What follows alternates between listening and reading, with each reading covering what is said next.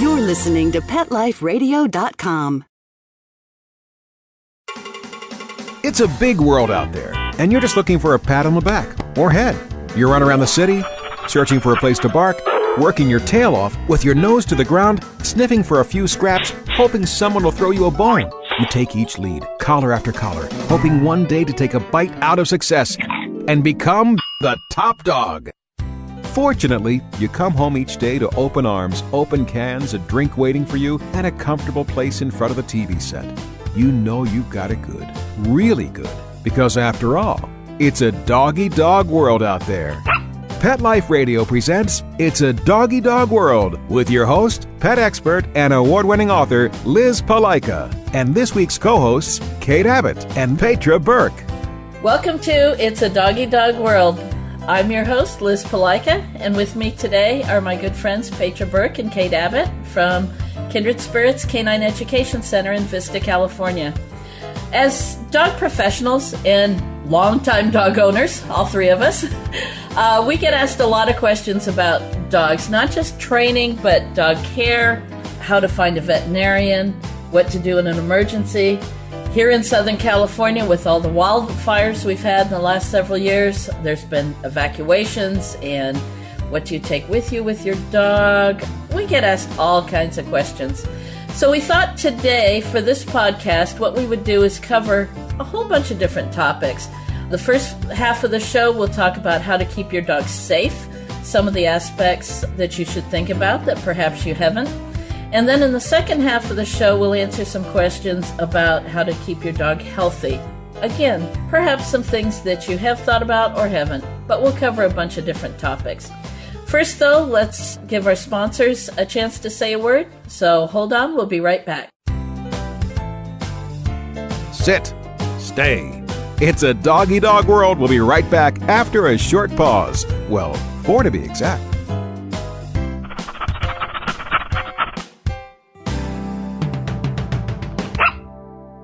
Flight 291 is now boarded. All passengers, please proceed to gate 4. And who's this traveling with us today? This is Bailey. She's never flown Midwest Airlines before. Hi, Bailey. She'll be fine.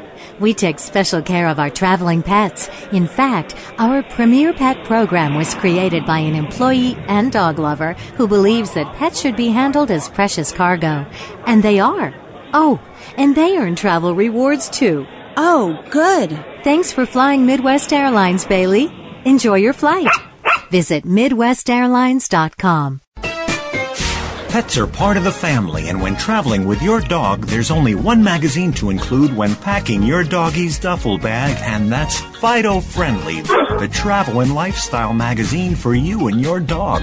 Each bi-monthly issue includes hotel, city, and state reviews, and doggy destinations to explore with your furry companion. Fido Friendly magazine can be found at Borders, Barnes & Noble, PetSmart, pet boutiques, and Fido Friendly hotels nationwide. Or you can go online to subscribe at www.fidofriendly.com. So get traveling with your pet today and leave no dog behind.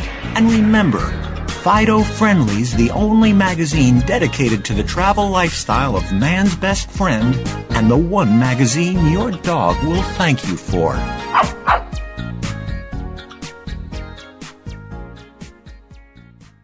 Welcome to Personals.com. As a fellow cat owner, I know how finicky we are. From our friendships to our loves to just about everything. Not any old website is going to satisfy us. Here at Personals.com, cat lovers from all walks of life can celebrate the photos, the stories, and videos of their beloved family member. And if you're single, here's your chance to meet someone who's perfect for you. Share your personality today for free. See you soon. Personals.com. That's Purrsonals.com. Finally, a place to meet that special person.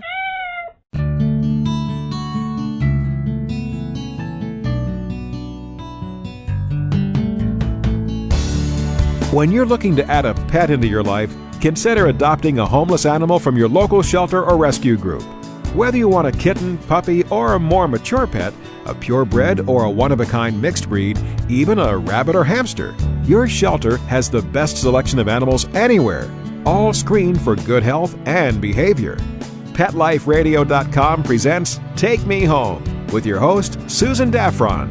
Join us each week as we showcase wonderful pets, tell stories, and even throw some pet education into the mix.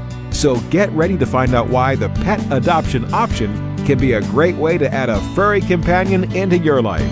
Take Me Home every week on demand, only on PetLifeRadio.com.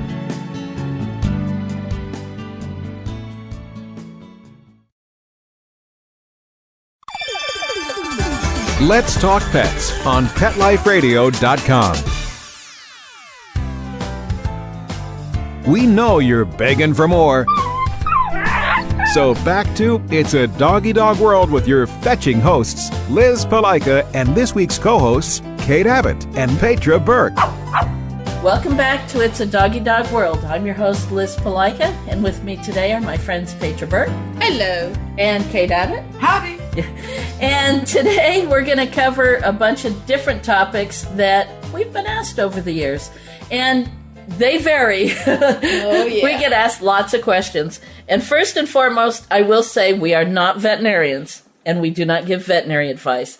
Kate and I have both, in our past, in previous lifetimes, been veterinary technicians and worked for a variety of veterinarians. So we do have some background in this. And Petra, as the owner of chickens and horses and goats and lambs and wildlife rescue, we've got quite a history of knowledge.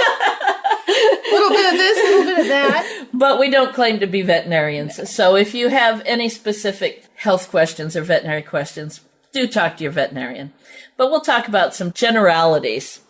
So first of all, I guess the biggest thing you should think about is identification. Yeah. And but don't put it on your training collar. As trainers, we see that. I see someone come in with their puppy dog wearing an ID on the slip chain collar. I have to go over and talk to them because it's not meant to be left on them unattended. And the idea with IDing your dog is it's something that can be found if they're lost. Something happens to you, something happens to them, you can be reunited. But you don't want that on a training collar because that means they're out there on their own. And that's a training collar of any kind, not just a slip collar. True. Right. But if you use a head halter, a no-pull harness, or any kind of a training collar, those are not meant to be left on the dog at all times. That's why we always suggest a buckle collar of some sort with the tags on there. And then that's not even guaranteed that buckle collar stays on. Right. Whether you know, like when I had a dog, I don't know, everyone shows up at my house, but they just got a bath. It was a whippet. And they didn't have a chance to put the collar back on that had his tags. Oh, because it took so long for the whippet to dry? Yeah, I guess. With a very short coat. Whatever. Okay. But unfortunately, it wasn't microchipped either. And which other forms of ID. Which I have all my dogs microchipped because of that. And my cats. Yeah. If anything happens and there's no tag, they can microchip them. Well, when my husband and I brought home our new puppy, Archer, his first trip to the vet, he got that microchip. And I know that's a big needle, but I scratched his ears and scratched his tummy, and he didn't even whimper, didn't even feel it. Yep. So ID is very important. Now, used to, years ago, tattoo the dogs. Mm-hmm. We don't see that too much anymore. No. I think with the universal readers and the universal microchips, that's probably the technology that's important now. But I do have one more comment about tags. Don't just put your home phone number on it. Yeah, exactly. Because you'll be out looking for your pup. Right. Yeah. Or if you're traveling, or you've gone camping, or who knows. Just about everybody's got a cell phone nowadays. Put your cell phone number on that tag. And then if you don't have a cell phone, put somebody, emergency contact, some other phone number on there. But put at least 2 phone numbers on that tag. And don't forget about the collars you can get embroidered with a name and phone number right on the collar itself. Yep. Or a flat tag. Bashir's wearing one of those right now. So there are many ways to help reunite you with your pup. Yes. Use them. Yep. Use them all. Okay, let's move on. We've had a lot of heat lately. We've had some really, really hot weather that even Southern California's not used to. There's some very specific things you should keep in mind with heat, including shade and not a doghouse. No, because that's get getting too hot. hot. Exactly. Got one opening, and it's hot in those things. Yeah. Now, I know in my backyard, several years ago, I planted a curly willow tree, and I swear it's 10 degrees cooler under that tree than it is in the rest of the backyard. Oh, yeah. But your dog's got to have shade when he's outside. Definitely got to have shade. It's not just the heat. They need a little bit of cooler air to pant. Dogs don't sweat like we do. Only on their paws, and then they sweat a little bit or heat transfer when they pant. But that only works if they're breathing in cooler air. You know, a lot of people when we have a class and the day is hot, take the dog over to the water. Dog takes a few sips and then, okay, licks. And like, no, drink more. And I'm trying to explain to them it's not that they're replacing fluids like we do. They're just cooling off their mouth. So what that means is they need frequent access to water when it's hot.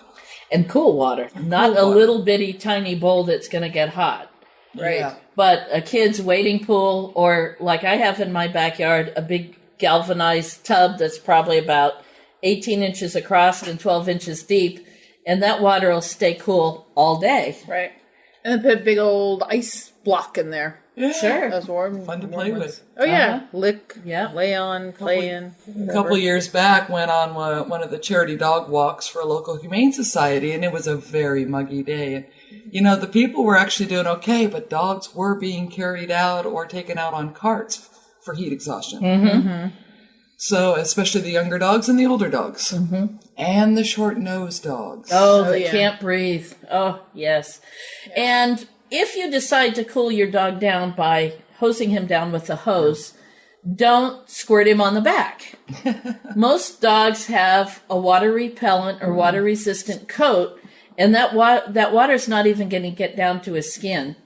Cool off his pads. You can either have him stand in water, or you can hose down his pads, hose down his belly. Where the capillaries are close to the skin, and that'll help cool him off. Get your hands wet in his ears. His ears. And like Kate said, even if he doesn't drink, run cool water through his mouth. Splash it in his mouth. Play with his spoon. Offer him some ice cubes. Lots of dogs like to chew on ice cubes. And don't leave them in the car. Oh. I know you hear it 1,000 times a year, but don't leave your dog in the car on a warm day.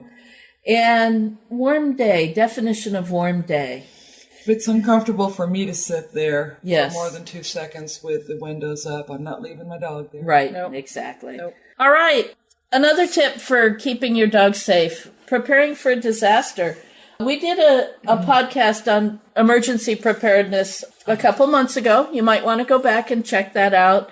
It's still timely. We were talking about it in the wake of the wildfires here in Southern California, which with this hot weather are happening again. But check that out. The information we gave about wildfires really applies to any disaster. Doesn't matter if it's a tornado or a hurricane or a flood, you've still got to get someplace. And have a first aid kit ready. Have photos of your pets. I think that was probably the biggest thing, is how do you identify your dog? And the latest thing these days is having a picture of you and your dog together. Yes. So you can prove that he's yours. My dog. See, me? Yeah. Yes. And actually that happened a lot with horses, because the horses were being evacuated and the owner wasn't always going with them. Right. A lot of horses went to the Del Mar Fairgrounds or to the Del Mar Horse Show grounds. Spread around wherever there's room. And there's a zillion and one chestnut horses. Yeah. And 102 black horses. So how can you prove that this horse is yours? Well, one, horses can be microchipped too. Yeah. And another thing that can be done is if you have a halter on your horse when he's taken out, have a dog tag with your name and cell phone number and clip it to his halter. And you can embroider halters like you do collars as well. Sure. Flat plates with your name and on them. Yep. And have a photo of you and your horse, or a photo of you and your goat, or a photo of you and your lamb. You and your chickens. Your place, chickens, hamsters. So reptiles and so Petra, I'll be over this weekend with a digital camera. But that's very important to help prove that this pet, who's a member of your family, is yours. Oh gosh, yeah. Oh, I'd be devastated if I couldn't find my horse. Oh, yeah. Oh, gosh, Yep. no way. Yep. And then enough supplies for your critter, whatever it is. And the ASPCA, the last time I checked, recommended that you have food and supplies for your pet for 2 to 3 days to perhaps a week. I suggest minimum a week. A week, oh yeah. Very safe, minimum. I'm sorry. Have too much and not enough. How long did Mary and Maggie and their animals stay with you? They're there for a week. Oh, yeah, yeah. So if your pets are on a special diet, or if it might be difficult to find that food, or if they easily have gastrointestinal upset, like German Shepherds, then make sure you take their food and their supplements and their medications. Yeah. And then also have a plan of where you're going to go. At least the best you possibly can. I mean, when wildfires happened this past, was it October, things were catching fire left and right quickly, and people got evacuated to multiple places. Right. But if you can, at least arrange it where where you can take your animals someplace safe, have an emergency contact someone else who may know where you're going or Definitely. Something. My family chose one of our cousins, who actually is back in Arizona, as a point of contact, that not that we would all go there, but we would all phone him. And so if we were all displaced and perhaps couldn't catch each other on the cell phone, because during the wildfires here, the cell phone line, they were overloaded. Yeah, they're saying to stay off them. Yeah. We would all contact this cousin. He would keep track of where everyone is.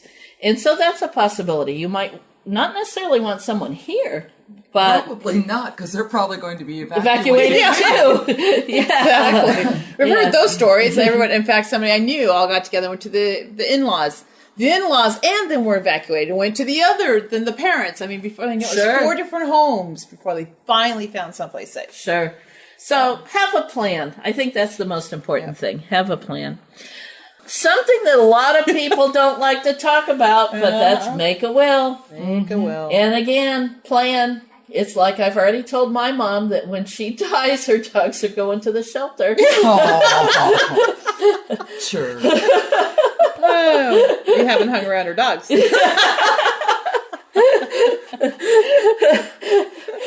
What do you call it when you agree to take someone's pet in case of their death? Or their child? Crazy?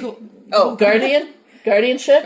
Okay. So I'm actually on a couple of people's papers that way to take their dog. Definitely, definitely. I know Petra is for some bigger critters. Yeah. Yeah. So it's important in this day and age to make plans. We never know when we're going to be in an automobile accident. You don't know if you're going to get sick. I mean, none of us like to think about our mortality, but nobody cares about our pets as much as we do. And along with the designation, try, if you can, if you're able, make some financial arrangements for that designation. Well, that could be a little harder. But if it's possible, at least... Okay, Kate, when I leave you Bashir, I'll leave you the royalties for a couple books. Okay. There we go. There we go. But you don't want your pet, if something does happen, to be an additional burden, if possible. On a friend, right? If possible. Yeah, definitely. Definitely. Some other things you might want to think about for keeping your pet safe. What do you do if you have to go out of town? I can't believe how many people call us and, I've got to leave town right away, but I don't know. I don't know a pet sitter. I don't know where to take the dog. Have a pet sitter or a boarding kennel already checked out. And maybe you're not going to use them immediately, but know where you can take your pet and know what vaccinations are required or know what the fees are going to be. Or if you have friends. Yeah. Oh, I yeah. know any of us can call each other. Sure. We have at least a support group. Yeah. If something happens. Which is always wonderful. Then the pet can stay at home and feel more comfortable generally. Mm-hmm. But a lot of boarding kennels also have doggy daycare, which is a good way to get your dog used to the facility. You can always drop him off every once in a while there. All right. Well, those are some tips that at least can give you some food for thought. Ask some questions. We're going to take a break now, and when we come back, we'll talk about some questions and tips that we're often asked about keeping your pet healthy. So hold on, listen to our sponsors for a minute, and we'll be right back. sit, stay. It's a doggy dog world. We'll be right back after a short pause. Well, 4 to be exact.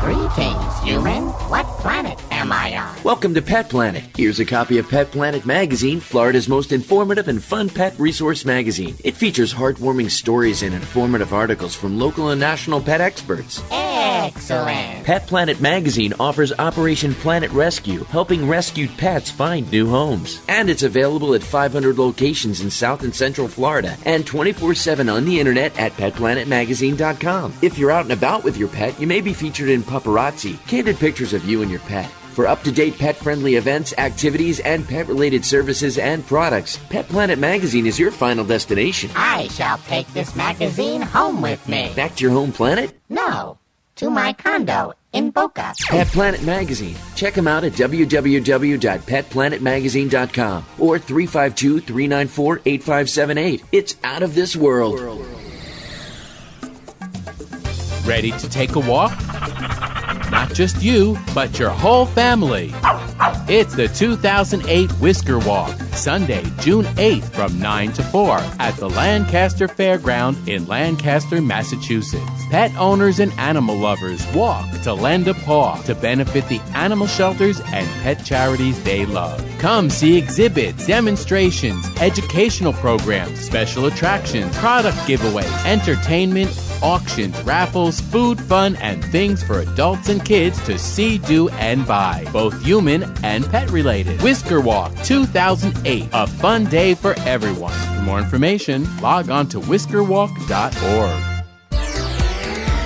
From Paris, New York, and around the globe, get ready for the hip, the trendy, the uber cool where pets rule. If you've got a passion for pet fashion and a flair for animal wear, this is the ultimate place to take a peek at what's chic in the world of designer pet fashion and cool new pet products. On the Pet Set with our fashion diva, Queen Dog Lady. The Pet Set, every week on demand, only on PetLifeRadio.com.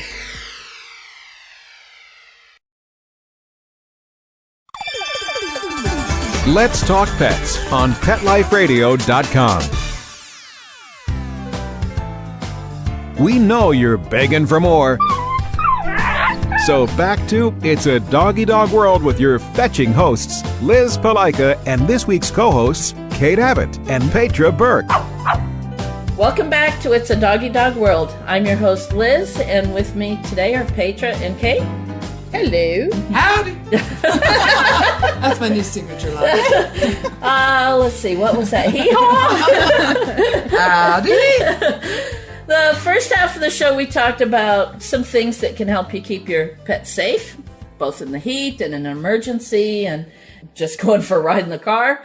Let's talk about some questions that we've been asked as far as keeping your pet healthy. I think the first thing is you've got to have a veterinarian you can trust. Right. And I think any of us who get a new pet, first thing we go is to the vet just to have a basic checkup.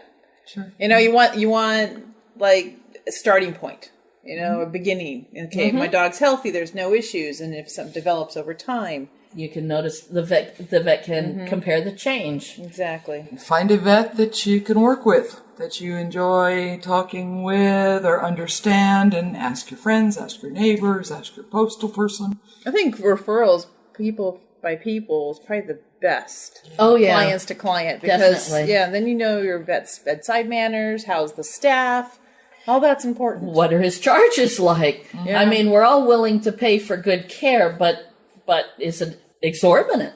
Right. Just before we did this podcast, I was talking to a friend of ours who has a chocolate lab, and he apparently got bit by a spider this weekend. And they took him into the veterinarian, and the vet's exam missed the spider bite. Oh, no. Was treating him for the swelling in his leg, but totally missed the bite. Oh, no. And then they got home, and she was looking at her dog and said, "No, how can he just be treating the swelling? There's more here." And she took the dog back to the vet, 2 trips in one day, and pointed out the wound, and the veterinarian said, "Oh, it's a spider bite." Now, her faith in her veterinarian is totally gone. Oh, yeah. So she was asking me for a second opinion for her dog and potentially a new veterinarian. You've got to be able to work with your vet. You've got to be able to trust your vet. And they all have good and bad days. We have off days, but still, you've got to be able to trust him. And make sure you know your veterinarian's emergency procedures. What happens if there's an emergency? Will he take a credit card that you have? Is he available after hours? Or she. Or she. Yeah, right. Or she, definitely. Or she.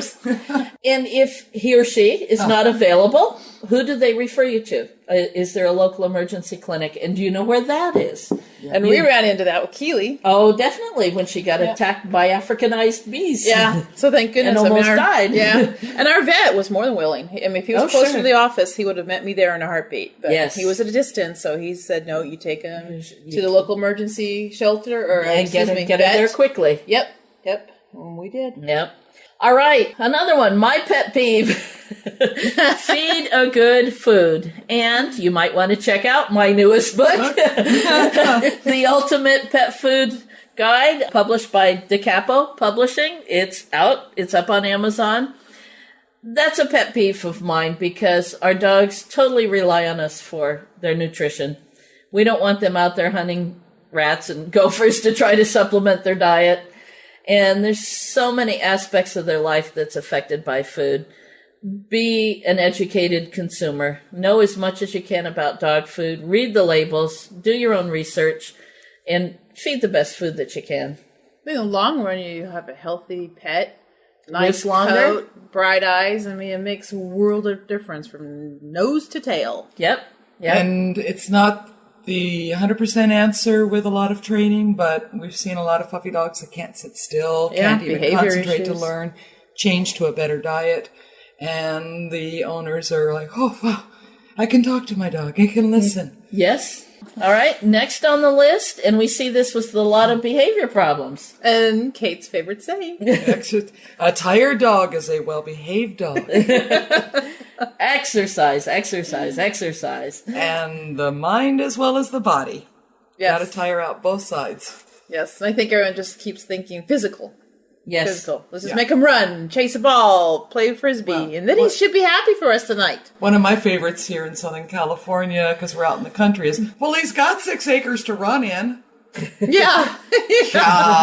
But he doesn't. He doesn't. Make him. How many of us, when we have plenty of opportunities, do as much aerobic exercise as we should? Yeah. We're not always self-motivating, and neither are our dogs. Our dogs can motivate us. We can motivate our dogs. I think at times when they say, we'll hear that, like me, I've got a couple acres and my dog should be ready. Yeah, no. They stay near the house. If I chase a ball, if I have a Frisbee, they'll go out and run. But just because it's there doesn't mean they use it. In a way, like if it's there, I should be using it. Why aren't I running the 2 acres? It's like the exercise bicycle in the bedroom that becomes the coat hanger. Yeah, exactly. Oh, let's see, the treadmill in the garage that has stuff piled on it. Yeah. I'm much more apt to walk my dogs than I am to walk the treadmill. So we can motivate each other. A big yard doesn't necessarily mean the dog's getting enough exercise. Sometimes apartment dwellers do more because they're out. They're conscious of it. Sure. Right. Getting the dogs out and moving. Yep. Next thing we get asked a lot about is vaccinations. And I will never contradict a veterinarian, but things are changing in vaccinations today. Booster vaccines used to be given yearly, but I think many people, dog owners, researchers, scientists, drug companies even, and veterinarians are realizing that that may not be the best schedule for most dogs. A lot of owners are having their dog's blood titer checked to see if the dogs still have the antibodies to certain vaccines. Titers is basically the antibody count in the blood. So if the dog has enough antibodies so that the booster shot is not needed, then the dog can pass on that booster shot. Over-vaccination has been shown to cause a great deal of health problems with dogs. Some dogs are having autoimmune issues. We're certainly questioning the cancer rates that dogs are coming down with. The fact that dogs simply, as a general rule, are not living as long today as they were 30 years ago, which is pretty sad. It is. We would think that with all the health care we have, dogs should be living longer, and often they're not. And that's cats too, by the way. So definitely talk to your veterinarian about his vaccination schedules. And again, just like food, do some research, be an educated consumer, and certainly ask questions. There isn't a veterinarian in the world who should be offended by questions, because after all, you're ultimately responsible for your pet. Mm-hmm. So talk to your veterinarian about it. And I think, like you say, keep your dog vaccinated, check with their immune system or the antibodies with titers and so on, will help prevent the diseases in the long run. It's a balancing act. I mean, if you don't get vaccinations at all, then they're susceptible to distemper and all of that we're preventing against. But you don't want to go too far. And you certainly don't want to isolate your dog either. I ran into that this week. I took 2 of my dogs down to the Oceanside Harbor to go for a walk. Favorite place of mine to walk. Oh, yeah. Well, funny. I just finished the walk, had come back to my van, was in the process of putting the dogs in the van. And this elderly gentleman came walking towards us down the sidewalk with a heavy-set Cocker Spaniel who was pulling on her leash. And I noticed she had a buckle collar on, and as she was pulling, she was coughing. Well, being a dog trainer and hating to see dogs pull, I said, in a kind of nice for me way, "Hey, sweetie, don't pull so hard. You're choking yourself," as a hint to the owner. And he said, "Oh, no. She has kennel cough." That's why I've taken her out in public, so she can cough on every dog that she meets. We can spread it. I'll tell you what. I want to share. My 45-pound puppy and 55-pound adult Aussie were tossed into the van so quickly. I swear, I had a hand under the belly of each, and whoosh, they were in the van, and the door was closed. And I said, "Why is she out in public? Kennel cough is contagious." "Oh, well, the vet put her on medication yesterday." Mm-hmm. Oh, jeez. So I got in the van and I drove off. You didn't ask him if his dog was named Typhoid Mary? No, I didn't want to hang around that long. I did not want to call this elderly gentleman stupid. Uh-huh. So anyway, protect your dog. If you see a dog that is coughing, sneezing, runny eyes, runny nose, has diarrhea, obviously looks sick. Or ask your vet, is he contagious? Should I keep him in the house or what? Ask. Like kids. Definitely. I mean, when I take my daughter in, is she in the contagious still? Should I keep her home? Well, ask your vet the same thing about your pets. But if you see one out in public that obviously looks sick, avoid him. Yeah. Keep your pet as healthy as possible. Throw him in your car and shut the doors real quick. And drive away really, really fast. Whoa, other parasites, fleas and ticks. Gosh, back when I was a vet tech, I used to have a prepared speech on fleas and ticks. I could go on for as short as a few minutes. Treat your dog, treat your house, treat your car, treat your yard. You have to treat all of them or it's not effective. Luckily, it's much easier today. Oh, it's wonderful today. Much, much easier. Again, talk to your veterinarian. There's a number of products that are available that can control heartworm, intestinal parasites, other internal parasites, as well as fleas and ticks. And many of these products are very, very safe. Many were used in Europe for many years before they were adopted here and approved here. So fleas and ticks are still dangerous. They still carry disease, but it's much easier to control them nowadays. And mosquitoes, heartworms. Oh, mosquitoes, yes. Heartworms and Lyme disease. Yep. Some of the topicals will also deal with heartworms, and it's as simple as a pill once a month. Right. Also, know your dog's patterns. Be familiar with how much he eats, how much water he drinks, his stools. And I do it not for just my dogs. I'll do it for even the horses, the goats, the chickens, whatever and else. The daughter. And the daughter. I do it for the spouse, the significant other. But that's usually the first thing. If somebody's not feeling right. In fact, my daughter's lamb that she's doing for FFA. The next day we went there, we knew something was wrong because his stools were different. He didn't eat. Right away, he's like, okay, this is a problem. There's a problem going on here, and immediately we started checking over the lamb and everything. Mm-hmm. Luckily, he's still young. He hurt his leg, and he probably was a little sensitive to that, but bounced back fine, and he was okay. But that was the first signal. Just the feed, and was the stools. First thing I recognized. Sure. Well, that's how we found out about Riker's hip dysplasia. He's a very stoic boy, and I thought perhaps he'd hurt a knee. But there was a change in his activity and a change in his behavior, and I took him into the vet, and x-rays showed us he had hip dysplasia. Yeah, knowing what's normal for your dog, whether bouncing off the walls is normal or hanging around being a couch potato is normal, look for the changes. Mm-hmm. You're the one who's going to go to the vet and help him be a good detective to figure out what's wrong. So the more information you can give him or her, the better they will be able to diagnose. The feeding and the drinking. I mean, if you change their water constantly so it's fresh water and schedule feed them, don't free feed, right? Right away how much your dog is eating or not eating. If you have normal walks and play sessions, you'll be able to tell when the dog's dragging on the way back from the walk. Mm-hmm. Or if you normally play and all of a sudden he just crashes in the shade and, the weather's still nice, it's not overly hot. And there's just a definite change.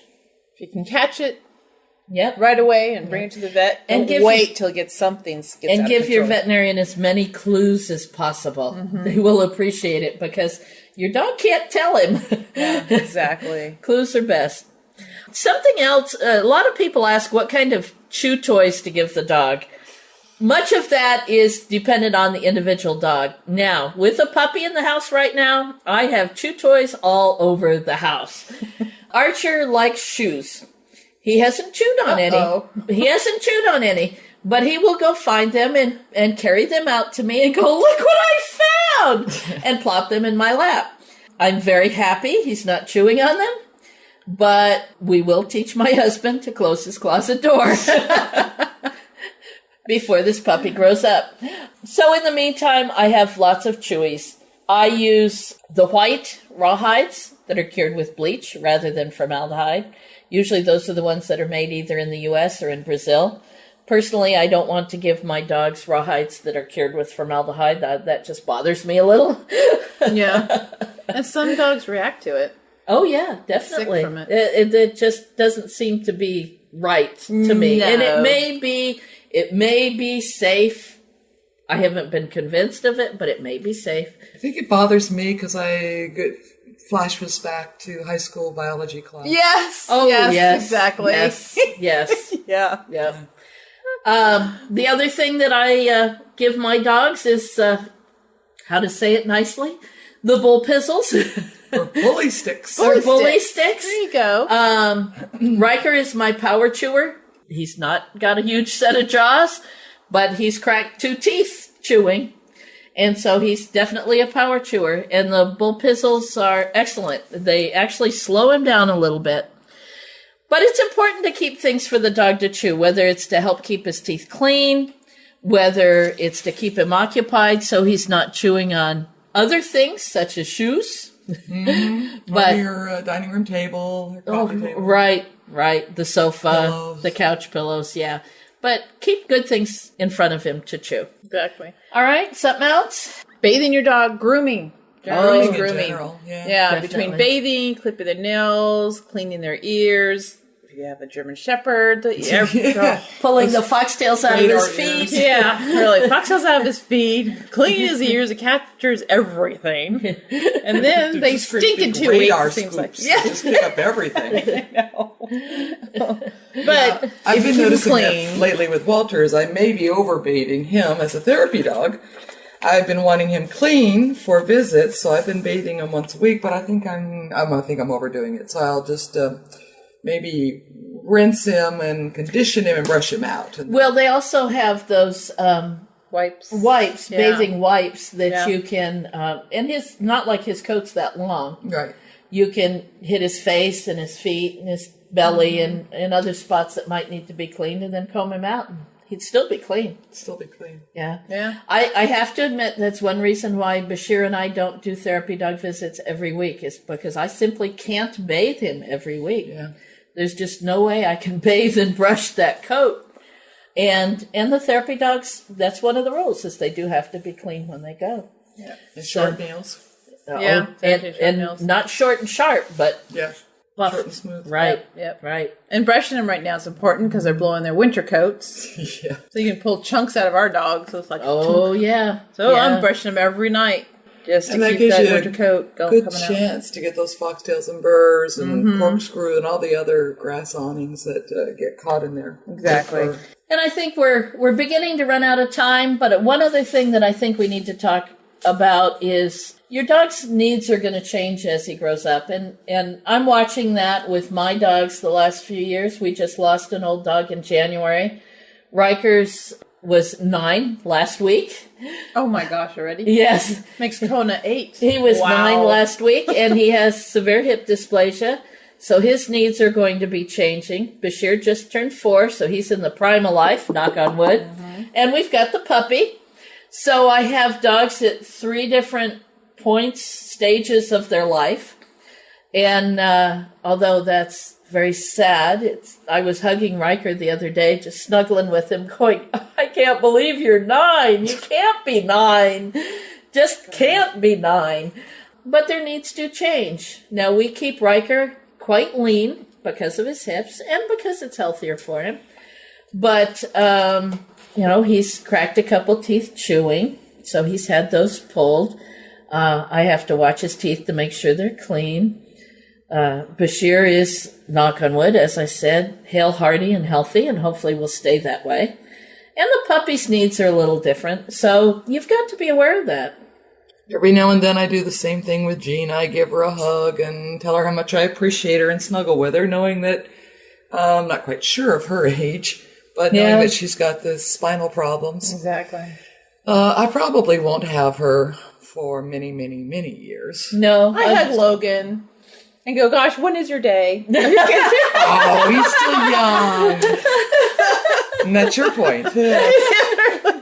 Yeah, unfortunately, when we look at a dog with a severe health problem like Riker and Gina, the chances of them growing old are not as good. We modify for I've got a ramp so that she doesn't have to jump on my bed. She can walk up. Riker is still willing to jump and still jumps in the van, although I do see some days when he hesitates. So instead of having him jump in the back, I walk him around to the side and let him climb up the steps of the side door, which is lower.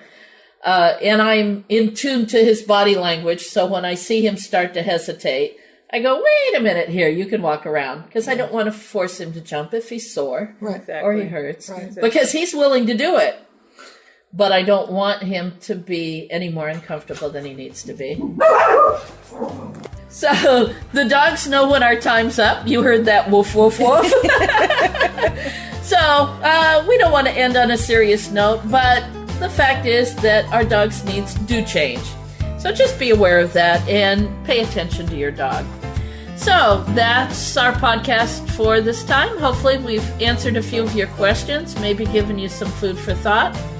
And we'll be back again next week. So that's it from us. Thanks for listening. See you next week. Bye-bye. Having a rough day? Longing for the dog days of summer?